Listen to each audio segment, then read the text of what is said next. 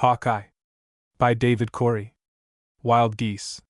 Slow Dog, Medicine Man, looked out of his lodge. Wild geese were honking overhead. To the Indian it meant the return of spring. "I must be the first to kill one," muttered Slow Dog. Entering his lodge, he presently came out with bow and arrows. Hastening toward a bend in the river which formed the sheltered cove, he hid among a clump of willow bushes and waited in the hope that the birds might come down to feed. Slow Dog was not the only one to notice the geese, however. Two boys, one about 15 years of age, the other close to 13, had also heard the honking. "Get your bow and arrows!" cried Hawkeye, the elder, darting into his teepee. The younger boy, Raven Wing, ran to his lodge for his weapons. In a few minutes both were hurrying to the river. "There's Slow Dog hiding in the bushes," whispered Raven Wing. "He wishes to be the first to bring one to earth." "Leave him there," answered Hawkeye, noticing that the flock, headed by an old gander, had slightly altered its course. "The geese are making for the lake." Breaking into a run, the boys headed for Big Stone Lake, from whose southern boundary issued the sky-tinted waters of the Minnesota River. As they hurried through the timber belt that bordered the river's edge, Raven Wing remarked, "They may come down in the marsh." Ice still lay thick upon the lake, but on the shallower waters it had begun to melt under the increasing warmth of the sun. "Can they see us?" asked Hawkeye as Raven Wing, who was in the lead, stopped at the further end of the grove. "No, we have yet time to run across this open space," answered the younger boy. On reaching a thicket of willows, the boys halted, then crept into almost the edge of a frozen stretch of swamp. "Here they come!" whispered Raven Wing. As the flock settled on the marshland, Hawkeye fitted an arrow to his bow. "I'll take the one close to the leader," he said. Almost simultaneously Raven Wing let fly his arrow. The feathered ashwood shafts sped to their marks, and two birds fluttered and fell to earth.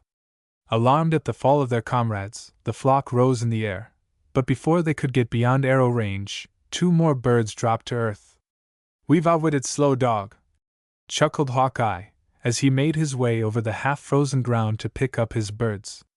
"He must return empty-handed," laughed Raven Wing, retrieving his arrows from the birds he had slain. "What do you intend to do with your first kill?" he asked. "Give it to old Smoky Wolf," answered Hawkeye. "The goose first slain in the spring is always made the occasion for a feast." "I will give mine to my stepfather Black Eagle," said Raven Wing. "He will be our chief when old Smoky Wolf takes the trail of departed warriors. Because you have outwitted him, Slow Dog will now bear another grudge against you," went on Hawkeye. "Perhaps it were better had I not seen the geese," sighed Raven Wing. "I would not be the cause for further trouble between him and my stepfather." "Slow Dog would find one if it suited his fancy," said Hawkeye. "He has a tongue with two ends like a serpent's. But he has no need to look for an excuse. He has not forgotten that it was you who discovered the buffalo herd during the great blizzard and so saved us all from starvation. Had you not done so, he would have succeeded in convincing many that the famine had been sent by the gods to punish us all for allowing your mother to hunt with the men. You he hates. But for you, he might have persuaded the tribe to elect him chief in place of old Smoky Wolf. He hates Black Eagle," said Raven Wing sadly, "because he knows our warriors will choose Black Eagle to succeed old Smoky Wolf," added Hawkeye. As the boys neared camp, Slow Dog came out of the bushes by the river bank. A scowl spread over his face on seeing the dead geese. "He is a great hunter when the birds fly down to be killed," he sneered. "Had they not changed their course, your arrow would have slain one," answered Raven Wing quietly. Slow Dog turned on his heel and walked to his teepee. The two boys continued on their way. Presently they halted beside old Smoky Wolf's lodge. At the sound of approaching footsteps, the aged chief had bade his wife go out to greet whoever the visitors might be. Hawkeye handed her one of the birds he had slain. "'Tis the first goose brought to earth. Hawkeye would present it to our chief," explained the boy. As he and Raven Wing were about to turn away, old Smoky Wolf appeared in the doorway of the lodge. He gravely thanked Hawkeye on learning of the gift. "You both shall come to the feast," he added kindly. The boys thanked him, and as they turned away, a smile spread over old Smoky Wolf's wrinkled face. My tribe are not women. A brave is no stranger in my village. These boys will become great hunters. At the sound of their moccasins, the beaver will lie down to be killed, grunted the old chief. Chapter 2. Plans and Pelts. The sun grew warmer. The snow melted and trickled in little rivulets down to the river. Crocuses bloomed and red-winged blackbirds cried amid the yellowing willows in the bottoms. At last the ice broke in the river and the waters rushed madly along between its banks. The hunters, who had been industrious all winter, gathered together the pelts of the animals they had killed. Buffalo robes and deer skins, together with pelts of minks, martens, foxes, wolves, beavers, bears, fishers, otters, and raccoons. Thousands of muskrat skins were also made up into bundles. The packs were loaded into canoes and the hunters set off downstream for the trading post at Mendota. Raven Wing and Hawkeye watched the canoes for some time. When the last frail craft had turned the bend in the river, Raven Wing said to Hawkeye, "Let us make the trip also, and take our pelts to the trading post." "Will your stepfather allow you to go on so long a trip?" asked Hawkeye. "I can but ask him," answered Raven Wing. "We will go, you and I, if he agrees," said Hawkeye. "I have no father to ask permission of. Besides, I am 2 years older than you. My mother, I know, will give her consent." Presently both boys were on their way to their lodges. Bending Willow, Raven Wing's mother, looked up as her son stood before her. "I would like to take the pelts I have cured from my winter's hunting to the trading post. Hawkeye plans to go also, and we can make the journey together," he announced in a low voice. Bending Willow regarded the tall, strong boy for several minutes before she answered him. "I have no objection, son," she answered quietly. "But you must receive permission from your stepfather." "Will you speak a good word for me?" said Raven Wing. "I will, my son," answered Bending Willow. "I know that you will be careful. You are strong and tall for your years. You are a fine hunter, you know the river, your canoe is well made." As she finished speaking, Black Eagle strode up. "The hunters are well on their way," he said. "The last canoe is now out of sight. Raven Wing wishes to take his pelts to the trading post," announced Bending Willow. Black Eagle turned to his stepson. "You wish to go?" he asked. "Yes," replied the boy. "Hawkeye will go with me. He has many fine skins also." "You have had no experience as a trader," said Black Eagle. "The pale faces at the post will offer you foolish trinkets for your good pelts. They may even make you dull and foolish with their min-walkin', firewater, and when your eyes are heavy-lidded and your mind falters, strip you of your pack. I will learn by watching our hunters when they offer their pelts," answered Raven Wing. "I will not be deceived by trinkets, nor will I taste the firewater." "I see no reason why he should not go," said Black Eagle after a silence of several minutes. "How does his mother look upon this adventure?" he added, turning to Bending Willow. "He must go some time." "I am willing," she answered simply. "Hawkeye goes with you?" asked Black Eagle. "He is now asking permission of his mother," replied Raven Wing. "When do you plan to go?" inquired Bending Willow. "At once," said Raven Wing. "That is wise," said Black Eagle. "The boys will easily catch up to the hunters if they ply their paddles with vigor." He did not add that there was safety in numbers, not wishing to needlessly alarm Bending Willow. He could see that she was concerned over the adventure, although she tried to hide her feelings. The matter being settled, Raven Wing strode over to Hawkeye's lodge. Since the death of Running Deer, Hawkeye had taken his father's place with credit. Being 2 years older than Raven Wing, he naturally had had more experience. Notwithstanding his advantage, in age he was no taller nor stronger than the younger boy. As Raven Wing neared the teepee, he heard Hawkeye's mother, light between clouds, say in a low voice, "You are my only support since the death of Running Deer." "Sure, mother," answered Hawkeye, "but you would not have me always remain in our village." "Hawkeye is now a man. He has a mother in his wigwam, but he need not ask her permission to go on the hunt. 'Tis a long journey to the trading post." answered Light Between Clouds. You have had no experience at bargaining with the palefaces. Why not wait and go with the next band of trappers? There will be another party setting out soon. They will merely trade in my pelts with their own, and I shall have nothing to say," cried Hawkeye. "Besides, I would like to gain experience firsthand. I am strong. I can handle my father's gun with the best of the hunters. I am a boy no longer. Comes another snow and I shall be a warrior." Chapter 3. Loading the Canoes. "You are my only son," sighed Light Between Clouds, gazing lovingly upon the stalwart form of Hawkeye. "You are the main support of your sister and me. I am loath to give my consent. It is a long journey to the trading post at Mendota. Black Eagle, my stepfather, is willing that I should go," broke in Raven Wing. "And what does Bending Willows say?" inquired Light Between Clouds. "She agrees with my stepfather," answered Raven Wing. "Then you have my permission to go," said Light Between Clouds, turning to Hawkeye. "And may the Great Spirit look kindly upon your adventure." Without further words, she turned on her heel and walked toward a nearby lodge. "So your mother is willing that you should go?" said Raven Wing. "Yes, she has given her consent, as you have heard," answered Hawkeye.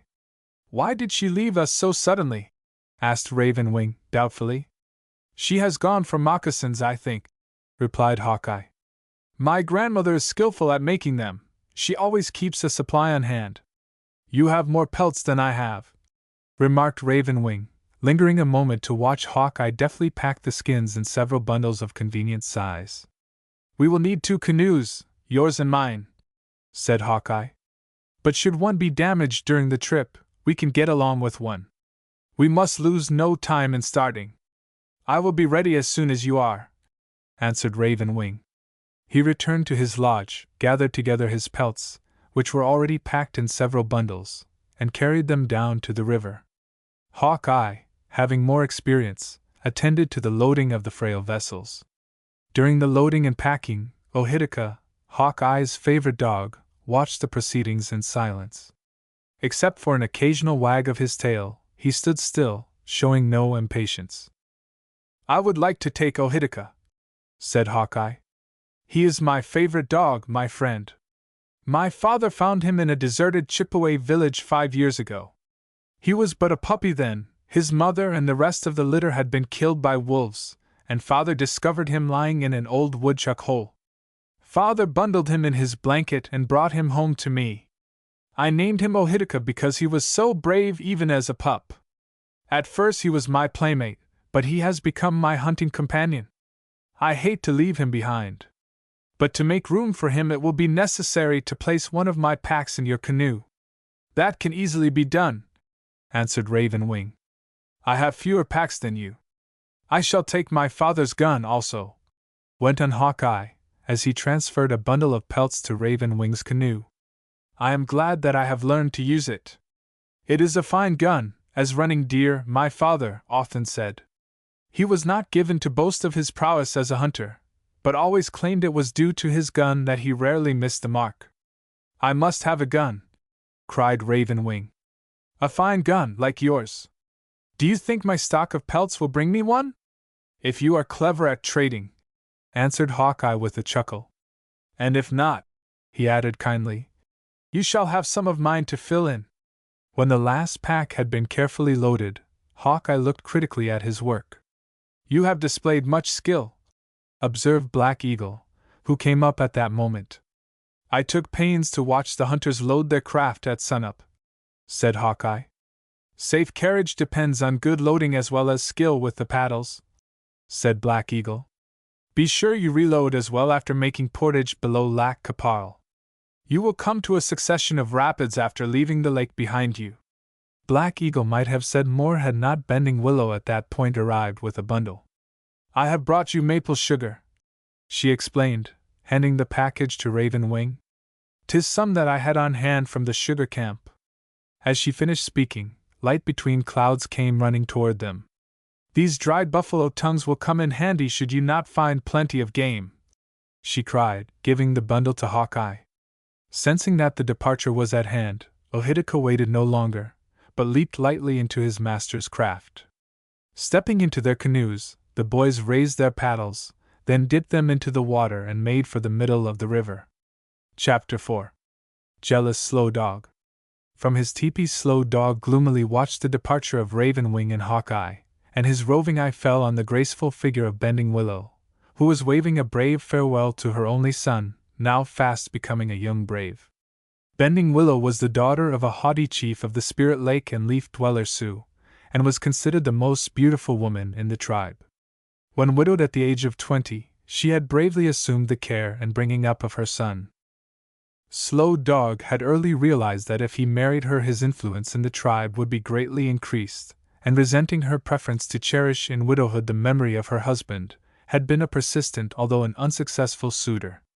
The day had come, however, when Slow Dog's teepee grew lonely, and many hours had been spent near that of Taupee, whose fat daughter did beadwork while Slow Dog played on a reed flute. In due course of time a pony, 2 guns and some blankets had secured the bride, who, veiled with a blanket, was taken to her lover's lodge and left there by a friend. From then on Slow Dog was busy with practical things, for the father-in-law's family must be provided with game for a year, or until a little papoose should swing from a lodge pole. Notwithstanding that his lodge was no longer lonely, the heart of Slow Dog still yearned for the beautiful Bending Willow. In the early part of the previous autumn, Bending Willow had returned from the wild rice fields where she and the women of the tribe had reaped a goodly harvest.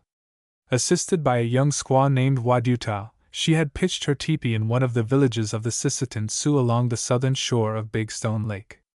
Black Eagle, a great warrior and a wise counselor, was generally regarded as the successor to Old Smoky Wolf when the aged chief should take the trail of departed warriors. Out of deference to the memory of his friend, Lone Star, Black Eagle had long refrained from approaching Bending Willow, whom he had always admired. But just before the winter season had set in, he had pressed his suit and Bending Willow had consented to become his wife, for she, too, had often marked the prowess and wisdom of her husband's companion. A marriage feast had been celebrated, and she had entered Black Eagle's lodge. Slow Dog had long coveted the leadership of the tribe. He had plotted secretly to overthrow the rule of Old Smoky Wolf, but his efforts had been in vain. Black Eagle's popularity had been greatly increased by his marriage, which only added to the jealousy of Slow Dog. With Bending Willow in his lodge, Black Eagle will prove a worthy successor to Old Smoky Wolf. Slow Dog had often heard old squaws remark, nodding their gray heads over their beadwork. Slow Dog had not joined the braves, women and children who had gathered at the river bank to speed the departure of the boys. His long-nursed jealousy kept him away from the crowd of well-wishers. But his keen eyes noted as Hawkeye and Raven Wing rounded a bend in the river and were lost to sight, that Black Eagle had stepped into his canoe and paddled northward. Was Black Eagle merely going to fish in Big Stone Lake, from whose southern boundary flowed the Minnesota River, he wondered, or was he bound for the Red River of the North, which flowed from the upper end of the lake to Hudson Bay? Presently Bending Willow returned to her teepee, which stood on a point of high ground overlooking the river. From his lodge Slow Dog could see her slender form as she busied herself preparing food. Wild thoughts filled his mind. Some dark night it might be possible to seize her, place her in his canoe and glide down the river. He pictured her in the frail craft as he swiftly paddled downstream, past the teepees of the Warpeton Sioux. He knew every twist and turn of the river. At Makate, meaning blue earth, in his language, it turned sharply to the north and east. Bending Willow should see Mendota, the meeting of the waters, for there the beautiful Minnesota completed its long journey of 400 miles and mingled its sky-tinted waters with those of the Michigan ECB, father of running waters. Not there, however, would he beach his canoe. He would go further, past the high white cliffs along the shore to Kaposia, and down the Michigan ECB, upon whose western bank dwelt the Metawakantons. Then up the Cannon River to its headwaters where stood the villages of the Wapakutes, the fourth tribe of the Minnesota Sioux. There he would dwell with Bending Willow, the fawn of the Dakotas, the most beautiful woman of the Sioux Nation. Chapter 5. Hawkeye's Offering. Hawkeye and Raven Wing pointed their canoes to the middle of the river and bent to their paddles. In spite of its many twists and turns and the menace of fallen trees floating in the channel, they made good progress. The river ran through a narrow valley, with hillsides covered with white flowers and bottomlands dotted with yellow cowslips. Birds, busy with their nesting, winged their way through the balmy air. Willows, cottonwoods, elms, and soft maples made a leafy border along the shore. Toward late afternoon they came to a widening of the river. "Lac Caparl," Hawkeye called back, slowing down that Ravenwing might come alongside. "I have heard my father say that in the pale-faced tongue. It means the lake that speaks. Black Eagle once told me that the Michigansett has a great widening which is called Lake Pepin by the white man. It is bordered by high bluffs and cliffs so steep that very few cedars can take root," answered Ravenwing. "I have heard my father tell that only low hills guard the Minnesota until its fringe of trees thickens and it enters the big woods. The hills change to bluffs that creep closer to the water. At the mouth of the Blue Earth River there is but a narrow strip of sand. From there on the Minnesota makes a bend upward toward the land of snow and the rising sun," said Hawkeye. "It is a long river," said Ravenwing. "We shall have dipped our paddles many, many times before we come to the trading post." "Have you fully decided to exchange your pelts for a gun?" inquired Hawkeye. "Yes," answered Ravenwing quickly. "I would like one like yours." "It is a fine weapon, as I have often told you," Hawkeye said. "My father was proud of it. He kept our lodge well supplied with meat before an Ojibway's bullet ended his life." "Let us make camp," Ravenwing suggested after a time. "I see a sandy beach. Up to now the shore has been bordered with great flat rocks." "It is too early," Hawkeye said. "The weather is fine. It is better to keep to our paddles until sundown. Take care that your canoe does not grate upon a hidden rock. There are many in the water." Ravenwing was glad when his elder companion later turned toward shore, for he was becoming a little tired. It required skill as well as strength to paddle the heavy-laden canoes. "My father's grandmother was a Wahpeton Sioux. Her tribe, called the People of the Leaves, used to build their movable teepees along the shores of this lake," said Ravenwing. "That was many, many years ago. We shall have to sleep beneath a tree," answered Hawkeye. "My grandfather made his first offering to the Great Spirit here," went on Ravenwing. "He tossed his most beloved possession, a necklace of bear claws, into this very lake. It is a beautiful spot for such a ceremony," Hawkeye said thoughtfully. "I have not as yet made my offering to the Great Spirit." Ravenwing made no answer. After his father's death his mother had arranged the ceremony for him. He now wished that she had chosen for that occasion the spot on which his grandfather had stood.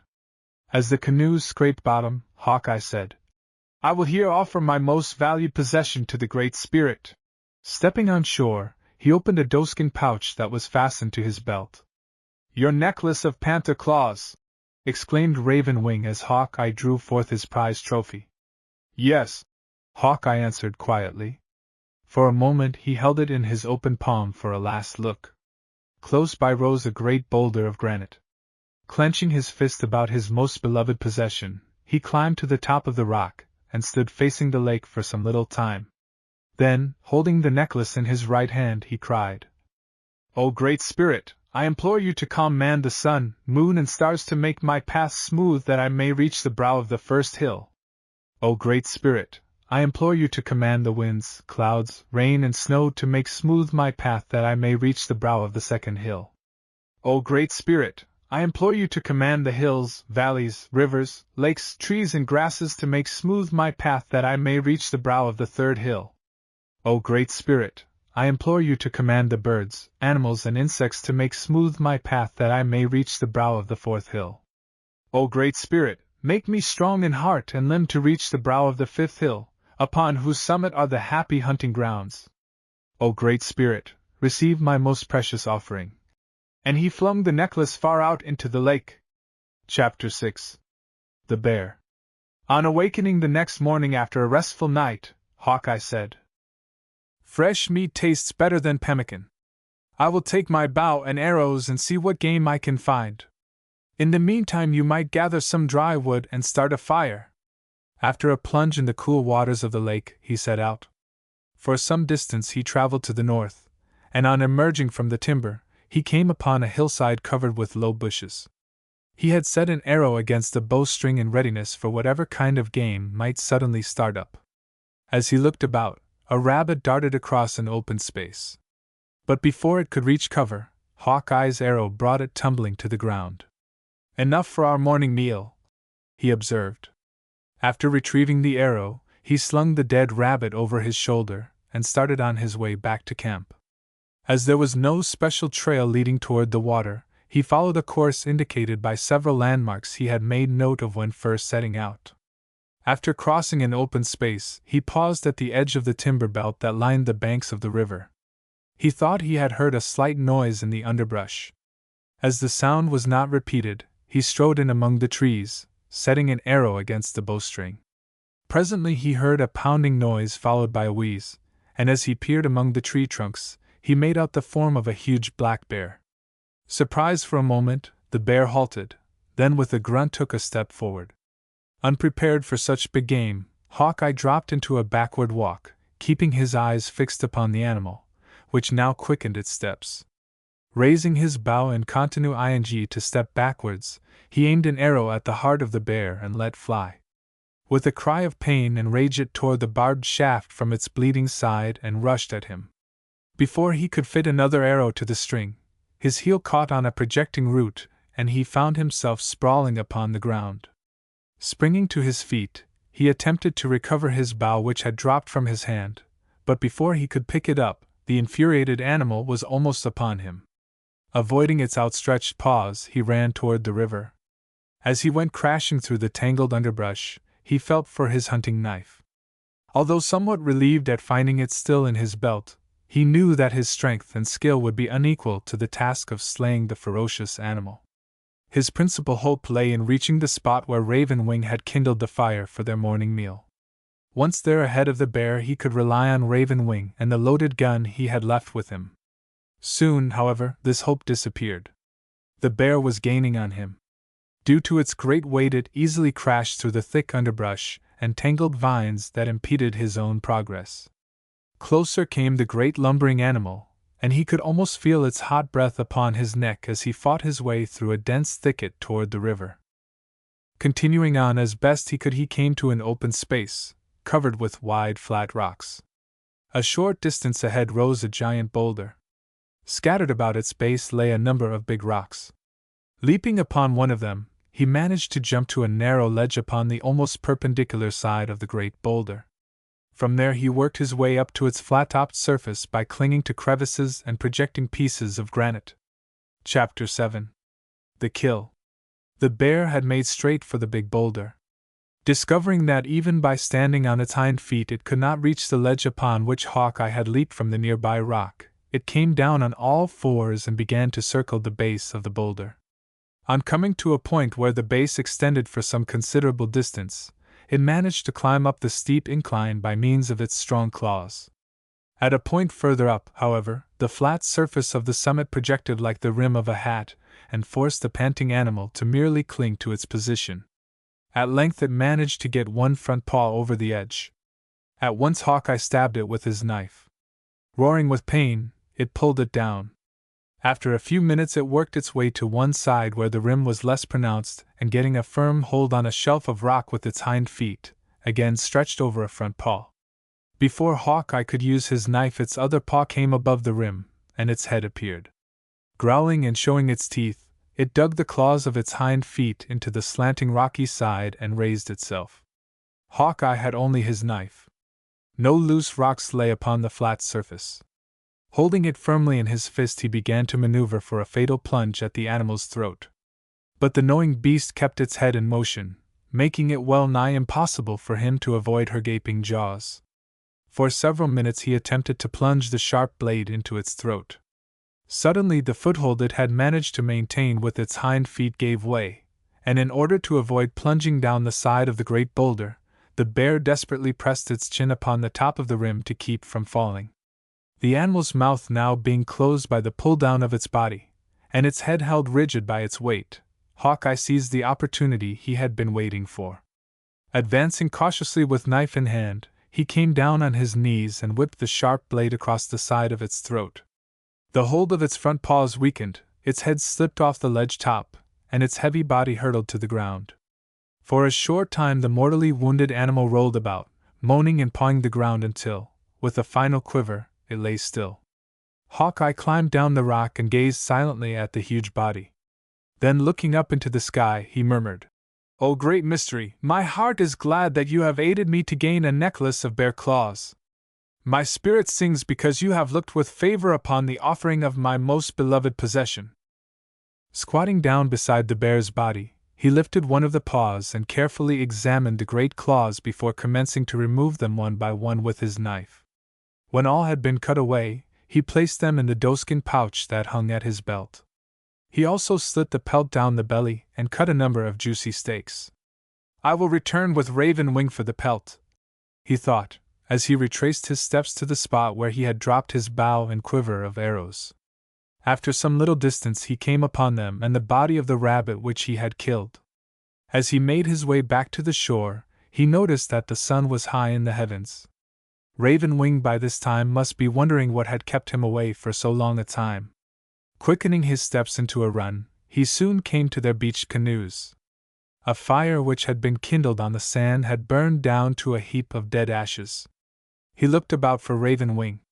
He was nowhere in sight. Chapter 8. The pelt is removed. Hawkeye set the package of bear meat in one of the canoes and again looked about.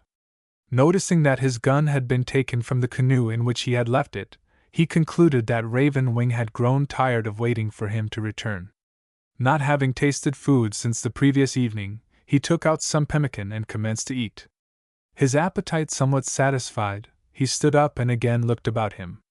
"I may as well go back and skin the bear. Raven Wing may not return for some little time," he thought. The morning had already slipped away, and by the time the bear's pelt could be removed he realized that the sun would be low in the sky. So he set off without delay, stopping only at a tiny spring for a cool drink.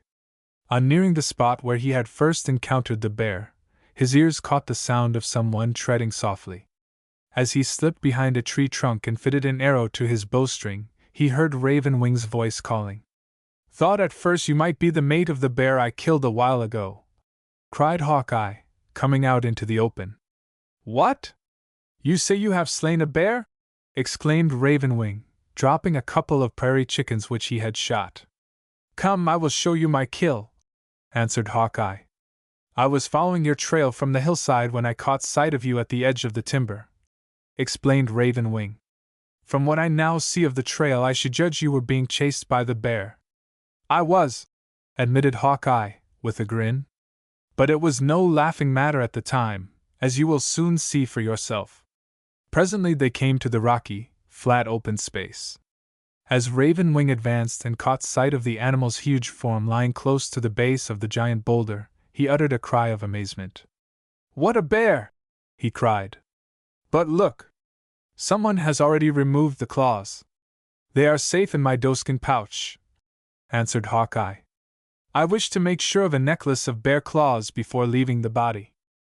"The Great Spirit has rewarded you for sacrificing the necklace of panther claws," said Raven Wing in an awestruck voice. "He has indeed," agreed Hawkeye. After a moment's silence Hawkeye said, "Help me remove the pelt." Without further words both boys set to work. It was no mean job they had undertaken. They found it necessary to cut down 2 strong young saplings with which to turn over the immense body. At length they were able to tear the hide clear of the carcass. As Raven Wing bounded up in a neat, tight roll, he remarked, "I see you have already taken the choice cuts." "They are in my canoe," answered Hawkeye, wiping his blood-stained hands on the bear's head. "We have another pelt to trade," chuckled Raven Wing, shouldering the package. "We had better start at once for the river. The sun is low." "Yes," answered Hawkeye. "I do not like the idea of leaving our canoes for so long a time. Let us make haste." Chapter 9. The Rapids. "Give me the pack," said Raven Wing, after some little distance. Hawkeye placed it on the younger boy's shoulder, and took the gun which he had been carrying. Examining it to satisfy himself that it was loaded, he dropped the barrel into the curve of his left arm. From the brow of the gentle sloping hill they could see the river bordered by trees through a narrow valley. Great rocks of granite and limestone cropped out everywhere upon the treeless prairie and were turned a pinkish hue in the glow of the setting sun. As the sun sank lower in the west, the boulders took on many fanciful shapes. "Not so long ago buffaloes roamed this prairie," remarked Hawkeye. "Now they graze further toward the land of the setting sun. We will have plenty of fresh meat for our evening meal," said Raven Wing. "Yes, we have more than enough with the prairie hens you shot and the bear meat," chuckled Hawkeye. "You also killed a rabbit," added Raven Wing. On arriving at the beach where their canoes lay, Hawkeye unrolled the bear hide and spread it very carefully from one bough to another. "At sunrise," he said, "I will scrape it clean with my knife. I think it will dry in the sun as we paddle and make a good pelt."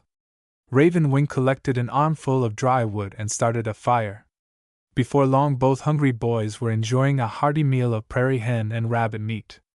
After a drink at the spring nearby, they spread their blankets beneath a tree and went to sleep. At sunup Hawkeye set to work on the bear pelt while Raven Wing rekindled the fire and prepared their morning meal. When this was finished, he covered the smoldering embers with fresh earth and followed Hawkeye to the beach. Pushing their canoes into the water, they bent to the paddles. At this point the river was narrow. Again fallen trees blocked the channel. At times the boys found it necessary to push them out of the way. Progress was slow, and the sun was well up in the sky by the time they passed the mouth of a small river called the Last Stream with Trees. "Fearless Bear told me the Minnesota coils like a snake." "He spoke the truth," remarked Hawkeye. "I have already counted 8 turns in less distance than the eye can reach." "The turns do not bother me," answered Raven Wing. "But I have heard that there are rapids further on. They may cause us trouble." "We will make a portage," said Hawkeye. "We cannot trust our pelts to the angry waters." "Then we must unload the canoes and shoulder the packs," said Raven Wing. "That will not be easy." "It will be hard work," agreed Hawkeye. Instead of going ashore for their midday meal, the boys ate pemmican while paddling. At sundown they ran the canoes ashore and prepared to make camp for the night. After a hearty meal of bear meat which had been well cooked the day before, they rolled themselves in their blankets and lay down for the night. For some little time they lay awake listening to the night noises. But they were weary with paddling, and in spite of the persistent calls of the whippoorwills, they at length fell into a sound sleep. Hawkeye was the first to awaken. Seeing Raven Wing still asleep, he quietly strode down to the river for a bath. As Raven Wing still slept on, Hawkeye unpacked some pemmican and ate his morning meal.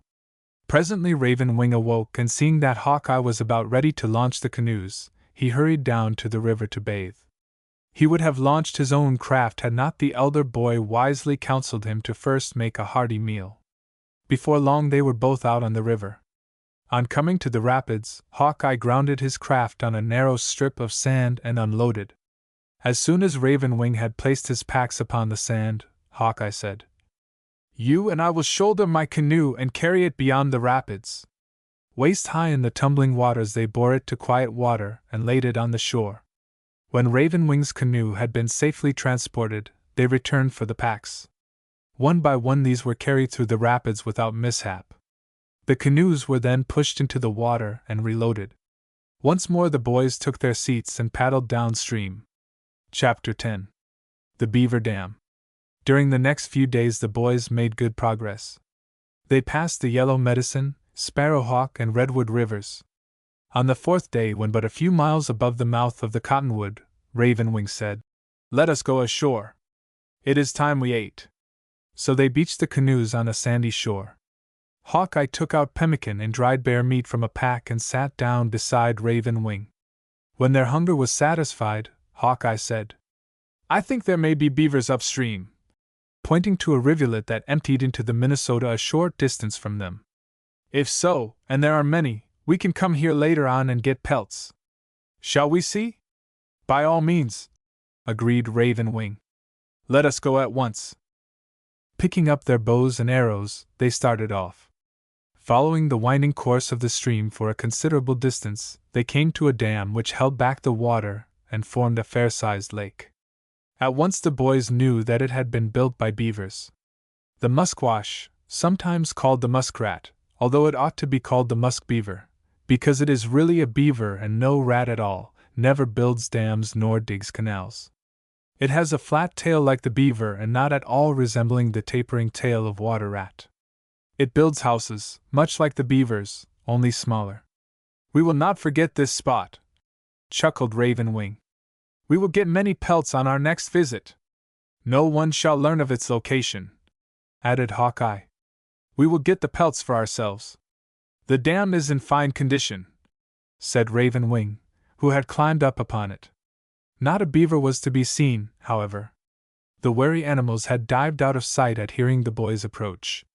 "Fearless Bear once told me," remarked Raven Wing, "that hunters rarely see beavers building a dam.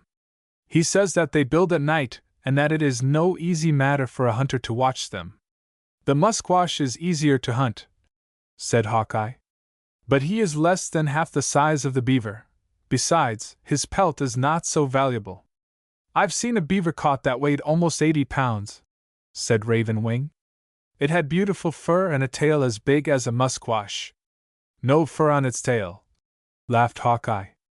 "It's covered with rough scales. Beaver uses it to scull its way through the water." "I wish the dam were larger," said Raven Wing. "Big dam, many beavers." "There are plenty of beavers here," said Hawkeye. "Enough for you and me unless some hunter comes across it before another snow." As Raven Wing stepped off the dam and walked upstream along the bank, he said, "Fearless Bear told the hunters one night when I was in his lodge that he had seen a beaver dam near a great body of water that measured 260 feet long and 6 feet high." "Might not have been so many beavers at work on it," said Hawkeye. "Probably it took a long time to build it." As the boys strolled along, they noted the number of stumps, which were all that remained of the trees which the beavers had cut down and divided into short lengths, such as could be carried by mouth when building the dam. "Sharp teeth to cut these trees," remarked Raven Wing. "Some of these stumps are 2 feet thick." "Did Fearless Bear tell you how the beaver works?" asked Hawkeye. "He supports himself by his tail when he rears on his hind legs to cut down a tree," answered Raven Wing.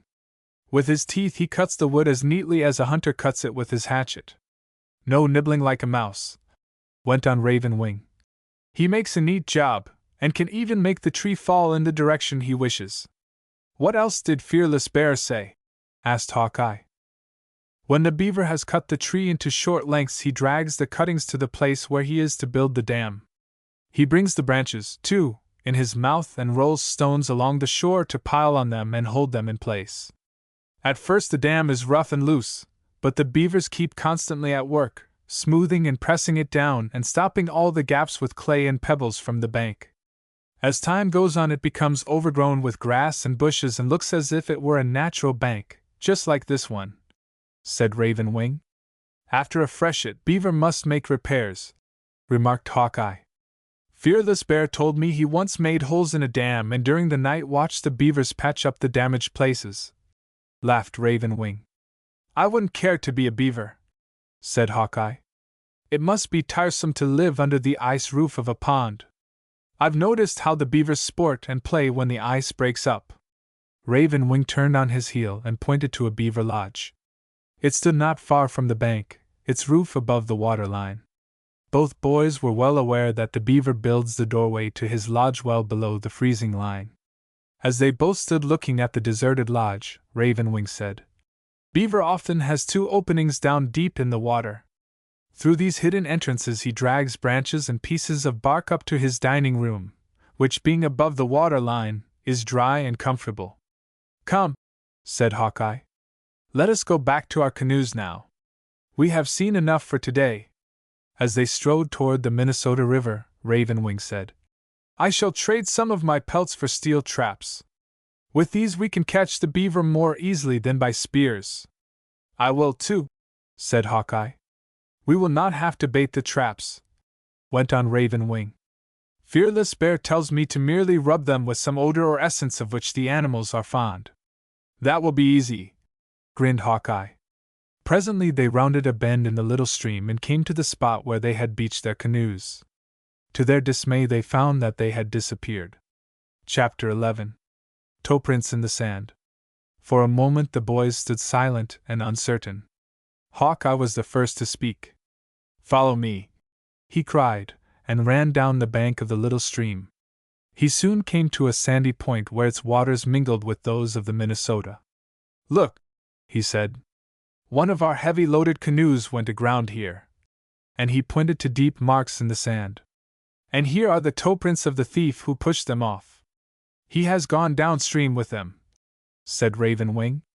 "His canoe was probably caught in the swift current as it rounded the point, and was carried downstream before he could tow the canoes into the big river, and his towline tightened across the point and grounded our first canoe here. Then he came back and pushed it off and around the point." "We must follow," said Hawkeye. Keeping as close to the river as was possible, the boys set off at an easy lope. Presently they were forced to change their course, for the willows, cottonwoods, elms and soft maples that lined the banks made progress slow and difficult. Leaving the narrow valley through which the river made continuous twists and turns, they hurried up the slope and soon found themselves on the treeless prairie, which stretched far away to the sky. As far as eye could reach, not a tree could be seen. Except for great boulders of granite and limestone which dotted it here and there, the plain was covered with grass.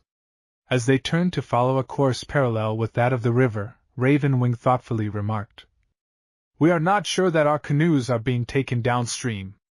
"The thief," answered Hawkeye, "would have to pass many Sioux villages on the banks of the river if he did otherwise. He will take the pelts to the trading post at Mendota." "Yes, you are right," answered Raven Wing. "Why should he tow our heavy-laden canoes upstream? And how would he account for their possession should he meet with any of our own people? We are two birds with broken wings. Paddles and current will carry the canoes faster than we can hope to run for any length of time." "But we must get back our canoes," answered Hawkeye. Raven Wing made no answer. He slowly loosened the leather thong about his neck and opened a small doeskin bag that hung by a leather thong about his neck. Squatting down, he took out the wing of a crow. "I will make medicine," he said.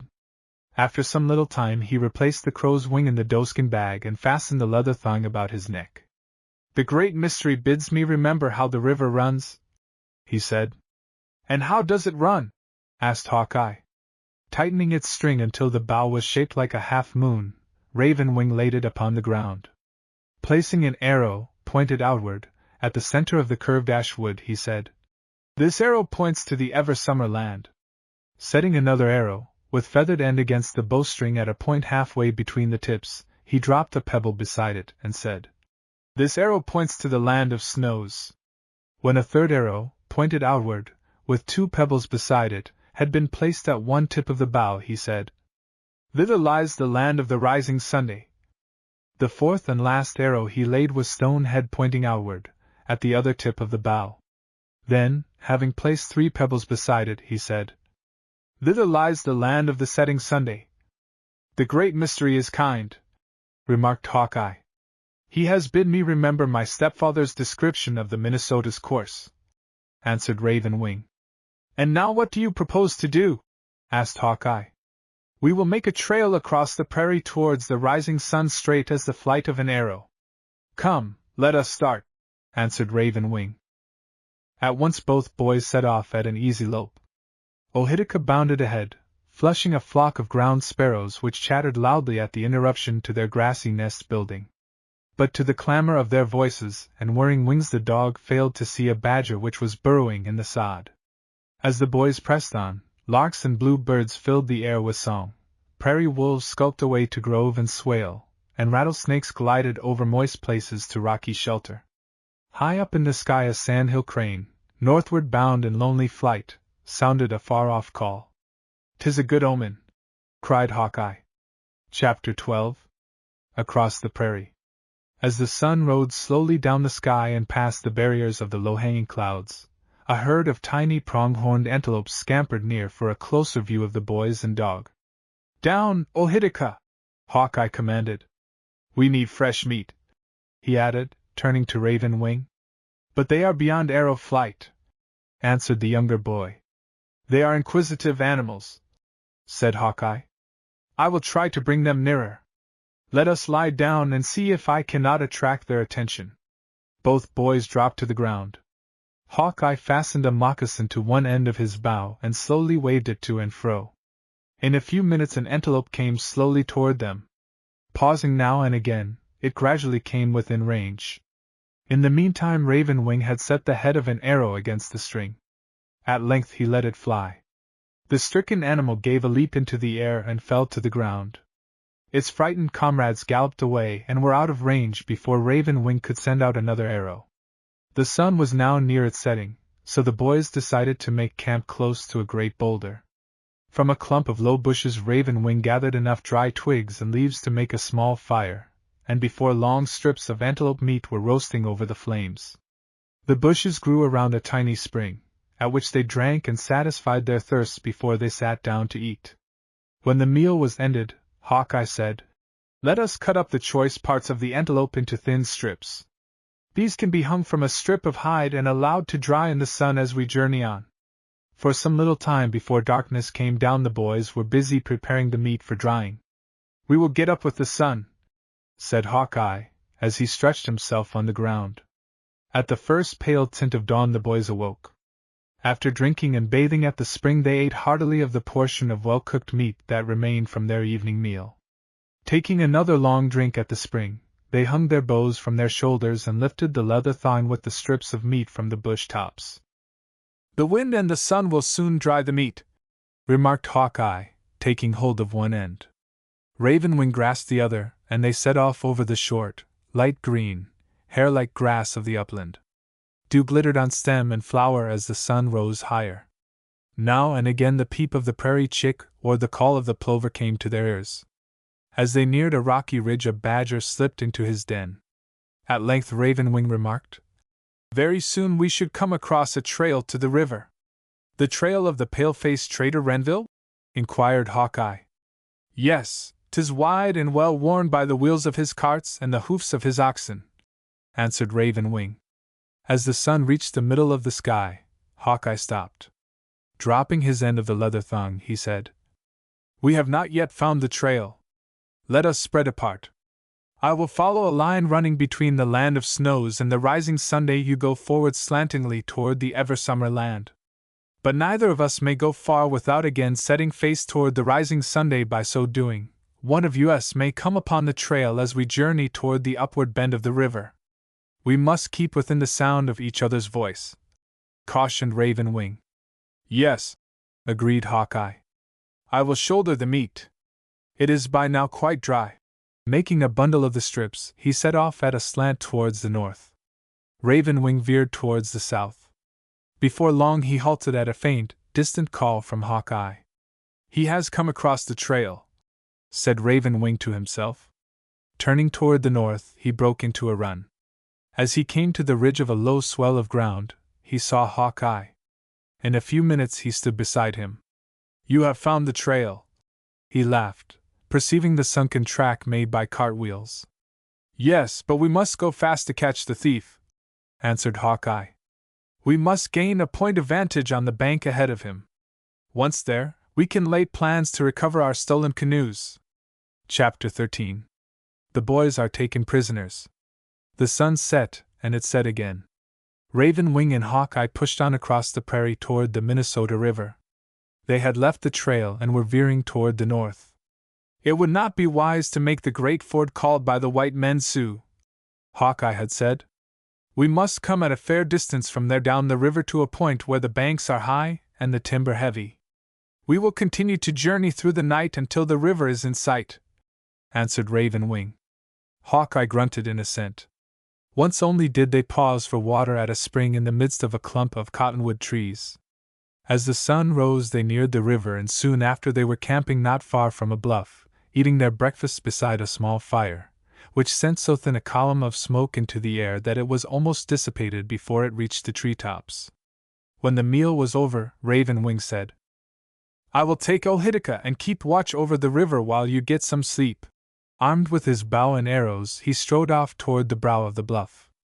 Hawkeye loaded his gun and placed it against a tree, together with powder horn and bullet pouch. Then, throwing himself at full length on the green moss beneath the tree, he fell into a sound sleep. Scarcely a quarter of an hour had passed when he was startled by the report of a gun, which was followed by a war cry from Raven Wing and a series of war whoops. At the same instant, and before he could attempt to rise, his legs and arms were pinioned to the ground by 2 Indians. For a minute Hawkeye was paralyzed. Then the terrible reality of his position, the cry of warning from Raven Wing, and the sight of the thong with which his captors were about to bind him, brought him to his senses. With a display of strength that surprised his captors, he hurled them right and left. As one of them struggled to his feet, he received a blow from Hawkeye's tomahawk that felled him. The other, fearing for his life, dodged behind a tree. As Hawkeye glanced quickly around in search of his gun, which no longer rested against the tree, he saw Raven Wing between the tree trunks being hurried away by 2 other Indians. As the arrow leaps from the bow, Hawkeye sprang forward in pursuit. The Indians saw him coming, but having dropped their guns in the scuffle with Raven Wing, they were unable to fire at Hawkeye as he approached. At this point the Indian who had hidden behind the tree threw a heavy stick which struck Hawkeye on the back of the head with such force that he fell, bleeding and insensible, upon the ground.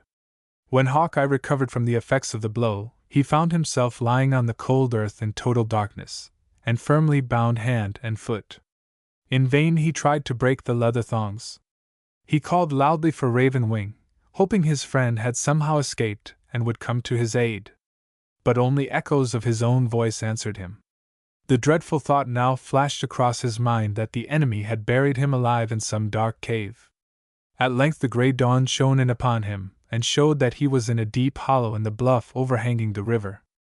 Again he called to Raven Wing. Scarcely had the echoes of his voice died away, when a man's figure darkened the mouth of the cave. "Raven Wing!" cried Hawkeye. "Slow Dog has heard your call," answered a sneering voice. Bending over the helpless boy, the medicine man drew a scalping knife from his belt, and cut the thong that bound his feet and hands, and signed for him to rise. With difficulty Hawkeye stood upon his legs, numbed by long binding. He said nothing, however, observing that the sneer still played about Slow Dog's lips. "Come!" commanded the medicine man. Hawkeye obeyed and followed him to the timber belt where the struggle of the previous night had taken place. Presently they came to an Indian camp. There were no teepees, but the several blankets that lay under the trees indicated where the party had lain during the night.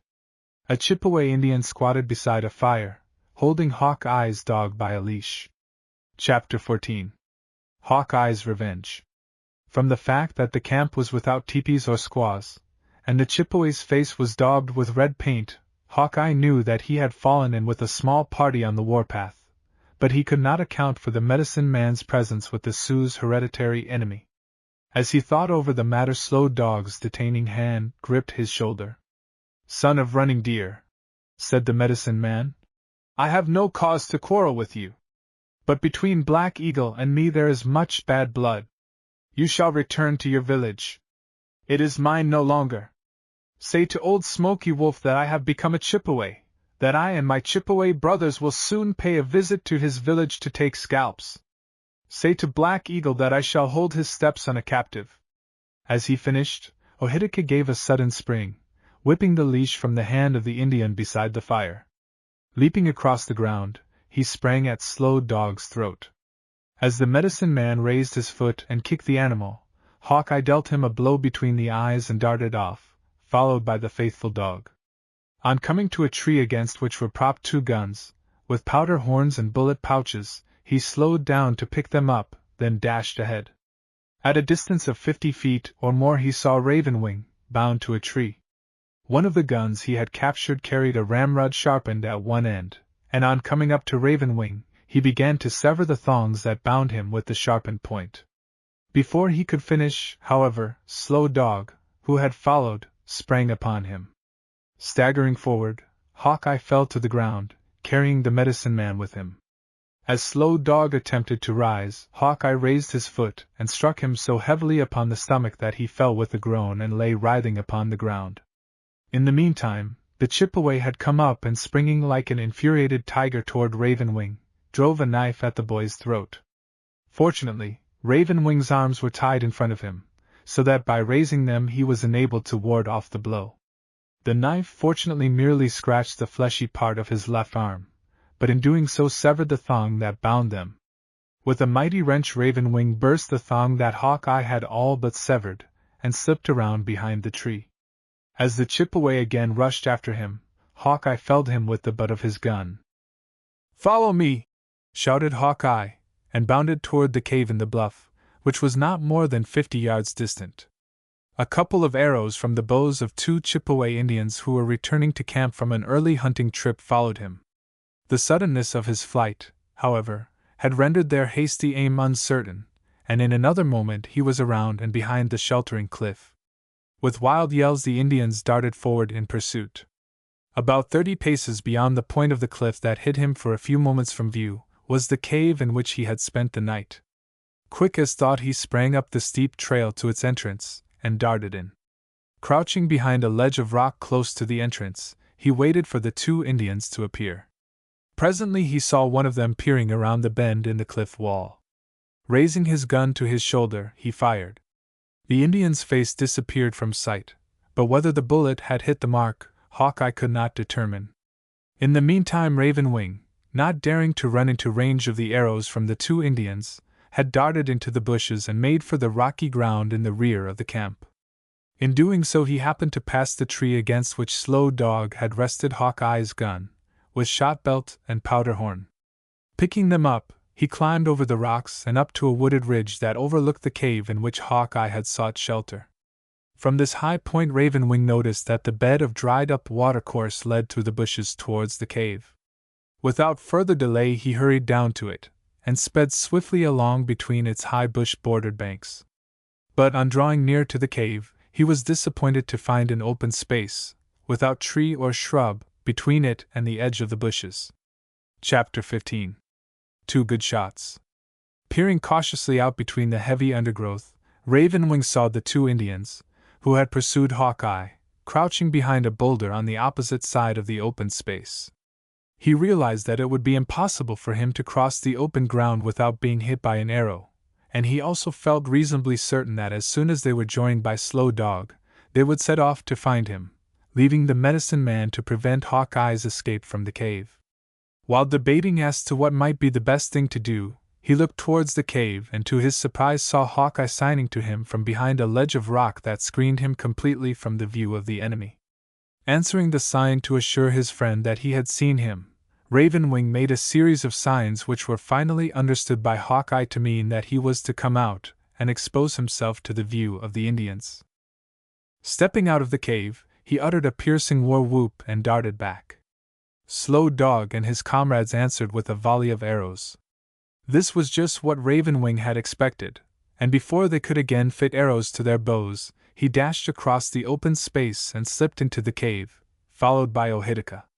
Angered at being outwitted by a boy, Slow Dog and the Chippeways rushed forward across the open space, but before they had covered half its distance, a bullet from Hawkeye's gun brought one of the Chippeways tumbling to earth. Without waiting to pick him up, Slow Dog and his comrades sought the shelter of the bushes, where they lay concealed. From the mouth of the cave the boys could see 4 canoes drawn up on the beach. As Hawkeye reloaded his gun, Ravenwing caught sight of an Indian stealing down towards the canoes. Lifting the gun to his shoulder, Ravenwing fired and the Chippeway fell face downward on the sand. "Good!" grunted Hawkeye. "The odds are now with us. However, Slow Dog's craftiness more than equals ours. If he sees he cannot get us, he will try to make off with our canoes. But if he ventures on the beach, he knows he will be shot," remarked Ravenwing. "He will wait for darkness," said Hawkeye. "Darkness protects the rabbit as well as the fox," cried Ravenwing.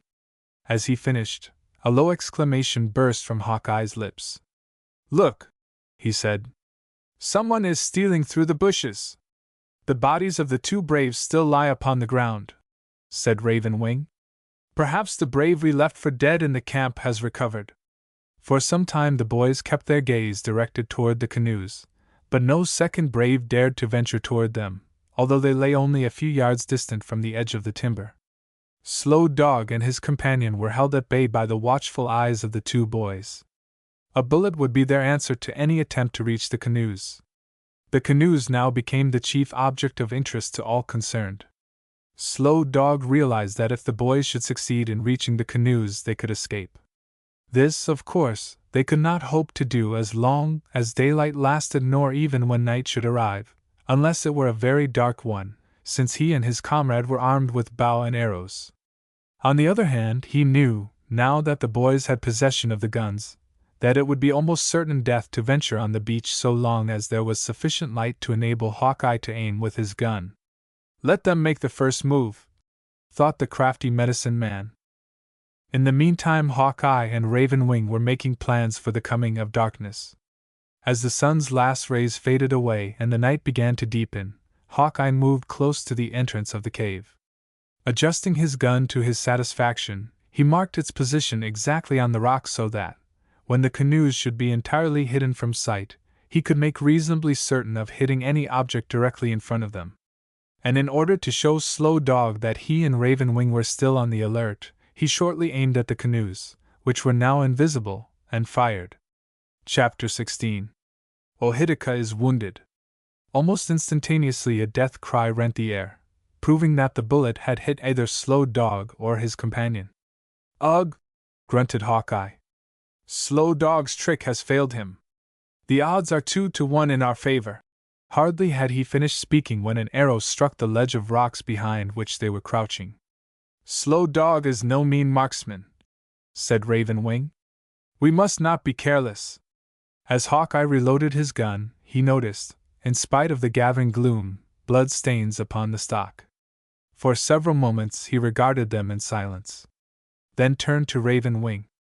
"I think I have a plan that will work well," he said. "Come here, Ohitika," he cried, squatting down on the floor of the cave. The faithful dog came fawning to his feet. "Smell, smell!" he commanded, placing the blood-stained gunstock close to the dog's nose. Ohitika answered with a growl. It was enemy smell to him. He had not forgotten that Slow Dog had kicked him. "Take your gun and hold the dog by the collar," said Hawkeye to Raven Wing. Again resting his gun on the ledge of rock, he fired. Before the echoes of the report had died away, a second arrow entered the cave's mouth and struck the rock wall in the rear. "Come, follow me, before Slow Dog finds time to fit another arrow to his bow," said Hawkeye. Raven Wing obeyed. When out of the cave, and to one side of the opening, Hawkeye seized Raven Wing's loaded gun and gave him his. "Load it," he said in a low voice, grasping the leather thong about Ohitika's neck to give Raven Wing the free use of both hands. Then, like three shadows, the two boys and the dog glided into the dense darkness. Almost immediately Hawkeye released his hold upon the dog and whispered, "Go get him! Go get him!" As Ohitika darted off in the murky darkness, Raven Wing all but tripped over the body of the Chippeway he had killed. Forgetting the urgent need to reach the canoes, he felt with his hand for the Chippeway's scalp lock. Grasping it tightly in his left hand, he deftly circled it at its base with his knife and tore it away. "You are now a warrior," whispered Hawkeye. Groping their way toward the beach, they made as much speed as safety would permit. Hawkeye's course proved straight and true, and in a few minutes they heard the river water lapping at the sand. Suddenly, from a distance, came a series of yaps and barks. Confident that Ohitika, aided by the darkness, would be above to hold Slow Dog at bay for a reasonable length of time, Hawkeye whispered, "I must find the body of the Chippeway I killed." Hardly were the words out of his mouth when he came upon it stretched over the bow of one of the canoes. As he bent over to obtain the highly prized scalp, Raven Wing noiselessly launched the two enemy canoes and gave them a push to set them in the current. The paddles, which he had removed before launching, he laid in his own canoe, but as he was about to set it afloat, Hawkeye said, "We can't leave the dog. It is the only way out," answered Raven Wing. "Come, push off your canoe." "No," said Hawkeye. "I will not leave Ohitika." For a moment Raven Wing paused. Then, seizing hold of Hawkeye's canoe, he dragged it off the beach. As the yelps and barks drew nearer, he climbed into his. Hawkeye, stepping slowly into his craft, sat down and raised his gun to his shoulder. Suddenly the barking changed to a yell of pain. "Ohitika has been hit by an arrow!" cried Hawkeye, and he fired his gun into the air. "'Twill warn Slow Dog to halt and also enable Ohitika to lay a straight course to us," went on Hawkeye. As the canoes began to drift away from shore, the sound of a sudden splash caused Hawkeye to exclaim in a low voice, "Ohitika is swimming toward us!" Laying down his gun, he picked up his paddle and noiselessly dipped it in the water to check the canoe's progress. Chapter 17. The Trading Post. There being neither moon nor stars, Hawkeye could no longer make out the shore line, but as he softly dipped his paddle, his ears caught the sound of a faint wheeze close at hand, followed by a muffled bark. Dropping the paddle, he leaned over the side of the canoe and lifted in his faithful dog. As he laid the animal down, the feathered end of an arrow brushed his cheek. Gently feeling with his fingers, he found that the barb had only slantingly penetrated the fleshy part of the dog's thigh. A short, deft stroke of his knife made it easy to pull out the arrow. Picking up his paddle, he turned the canoe midstream, and after a few strokes came alongside Ravenwing, who had been holding his canoe from floating away with the current. "Come in with me," said Hawkeye in a low voice. "We must keep together or we may become separated in the darkness." Ravenwing climbed into Hawkeye's canoe and held on to his own while Hawkeye bent to his paddle. In a short time they were far downstream. At early dawn they came across the two Chippewa canoes. Fastening to each a long strip of buffalo hide, they easily towed them down the river. It was pleasant paddling as the beautiful Minnesota twisted and turned in its broad and sunny valley. Cottonwood and willow bordered its banks, which rolled back in gentle slopes of pale green, dotted with tree clumps, to the broad prairie. Blooming wild rose vines crept close to the water, which sparkled in the sunshine or reflected the tints of the sky. At its mouth, where it emptied into the Mississippi, the Minnesota spread out around a great flat island. "We will not beach our canoes here," said Hawkeye. "Fearless Bear advised me to see the trader on that little island yonder. He is known to deal justly with the red men. The Sioux call him Walking Wind." Running their own canoes gently up on the sandy beach, they pulled the empty Chippewa canoes a little further up on shore and looked about them. "Come, we will go to the post," said Hawkeye, pointing to a building made of native limestone, with shutters and doorways of wood painted white. As the boys drew near, they noticed groups of Indians with their squaws and Canadian boatmen with pipes in their mouths, gathered in front of a great wing, which on entering they found to be the company store. Blankets, traps, sleigh bells, scarlet cloth, beads, silk handkerchiefs, and earbogs lay spread upon long counters. On others, already sorted and packed for shipment, lay pelts of muskrat, fox, wolf, beaver, and mink, together with skins of deer and hides of buffalo. "You need not look for a gun," said Hawkeye in a low voice, noticing that Ravenwing paid little attention to the display on the counters. "You already have Slow Dog's gun, it is a fine one. But you are in need of powder and bullets, as I am." As he finished speaking, a white man of about 30, tall and muscular, came forward and asked them in the Sioux language what they wanted. Both boys held up their guns and answered that they wished ammunition for their weapons. "What have you in exchange?" asked the trader. "We have pelts, they are in our canoes on the beach," said Hawkeye. "Bring them here and we will trade," smiled the trader. As the boys turned to go back to the river, the trader asked, "How came you by the fresh scalps at your belts?" "We killed 2 thieving Chippewas," answered Hawkeye. Here he paused, thinking it best not to mention Slow Dog, for he was a Sioux and the tribe must not be humiliated by the telling of his treachery. "We took their canoes." "Will you trade also for canoes?" Hawkeye continued after a brief silence. "I will go with you and look at them," answered the trader. Beckoning to 3 Indians, he accompanied the boys to the river. "My Indian brothers will help you carry the pelts," he explained as they went along. On arriving at the shore, the trader's eyes glittered as he looked at the beautifully built Chippewa canoes. "I will take them in trade," he said. "We would rather part with our own canoes," answered Hawkeye. We would be proud to return to our village in our enemies' canoes and with their scalps at our belt." The trader smiled at the boy's words. "In that case, I will be content to take the Sioux-built craft," he said. "The Sioux excels the Chippewa in horsemanship, but does not equal them in canoe building." In the meantime, the 3 Indians had shouldered most of the cargo. When Hawkeye and Raven Wing had shouldered the balance, they all set off for the post. The trader had shown much generosity, agreed the boys as later on they loaded their purchases in the Chippewa canoes. How delighted would be Light Between Clouds with the scarlet cloth, thought Hawkeye. Bending Willow will appear even more beautiful with the necklace of bright beads at her throat, thought Raven Wing. Chapter 18. Journey's End. Early the following morning, Hawkeye and Raven Wing pushed off from the landing and followed up the twisting course of the river. Paddling was not so easy against the current. "We have no need to hurry," remarked Hawkeye. "We will visit on our way." And so they stopped to beach their canoes whenever they saw upon the bluffs the summer houses of poles and leaves which the Sioux erect in place of the winter teepees of dressed buffalo skin. Black Dog gave them a hearty welcome. For several weeks they enjoyed his hospitality. Further up the river they disembarked at Pennacon's village, where an old warrior who had once gone on the warpath with Smoky Wolf made much of them on learning that they were from the band of his old friend.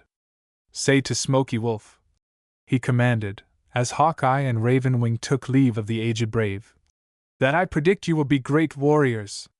Again they beached their canoes on coming to Shakepay's village, the largest of all. And so it went all the way up the sky-tinted water of the curving, twisting river. At Lac Qui Parle, their last stopping place, they visited the village of the Wahpeton Sioux, called the People of the Leaves. Here it was that Raven Wing was reminded of the time, many, many years before, when his grandfather made his first offering to the Great Mystery. "Red Feather was a great warrior," said an old squaw. "I remember when he was very young that Uncheedah, his grandmother, led him to the top of a high rock from which to fling his most beloved possession into the lake." "It was a necklace of bear claws, was it not?" asked Raven Wing. "Yes, my son, it was," answered the old squaw. At length the 2 boys took leave of the friendly Wahpetons. Indian summer had come and gone as they rounded the last bend in the river and saw thin smoke rising from their village fires. Ohitika sensed the nearness of old familiar places and began to bark. The boys bent to their paddles, sending their frail craft along at a faster pace. The sunshine hung like yellow smoke over Big Stone Lake. Bright-colored leaves, loosed by the wind, scurried along the ground. Only the bur oaks held valiantly to their raiment. A thin crust of ice lay on the quiet waters of slough and marshland, but at warm noon, they again reflected the sky tints of an autumn day. Wild geese honked overhead and wild ducks winged upward from the watery wild rice fields. On a rise of ground overlooking the river stood 2 squaws. "6 moons have waned since our boys left for the trading post," said Light Between Clouds. "You have counted each moon as I have," sighed Bending Willow. "And since the day Slow Dog disappeared so strangely from our village, my heart has been filled with dread. He has been no friend to me. He is jealous of Black Eagle," added Light Between Clouds. As she finished speaking, Bending Willow started to run down to the river's edge. "I see 2 canoes rounding the bend," she called back. Light Between Clouds ran swiftly after her. Black Eagle, just returning with a young deer which he had killed upon his back, let it fall upon the ground on seeing Bending Willow running toward the river. He, too, had been worried over the long absence of his stepson. As he passed Smoky Wolf's teepee, the aged chief, who was smoking beside it, looked up. "I think Raven Wing and Hawkeye are coming up the river," cried Black Eagle as he ran on. Old Smoky Wolf slowly rose to his feet. "I, too, must welcome the young braves," he murmured. In a short time all the men, women and children were standing upon the bank to await the boys' arrival. As the canoes grated upon the sandy beach, Old Smoky Wolf raised his right arm and shouted, "They come in Chippewa canoes with scalps at their belts. My village has 2 more warriors to send upon the warpath."